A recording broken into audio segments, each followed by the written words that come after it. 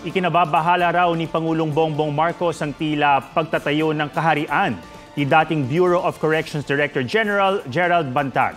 Sinabi niya ito sa panayam sa media habang bumabiyahe patungong Cambodia. Nakababahala raw ang pagkakasangkot ni Bantag sa pagpatay kay Percy Lapid. Magpapatuloy raw ang investigasyon hanggang mapanagot ang mga may sala.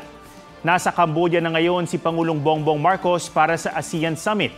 Kasama si First Lady Liza Araneta Marcos, sinalubong sila ni Philippine Ambassador to Cambodia, Maria Amelita Aquino, na ilang opisyal ng Cambodia. Ito ang unang face-to-face meeting ng ASEAN Summit sa nakalipas na 3 taon. Unang ASEAN Summit din ng Pangulo sa kanyang termino. Pagbangon ng ekonomiya, food security, climate change at health cooperation ang ilan sa mga posibleng talakayin ng Pangulo. May mga bilateral meeting din ng Pangulo kasama ang mga lider ng ibang bansa.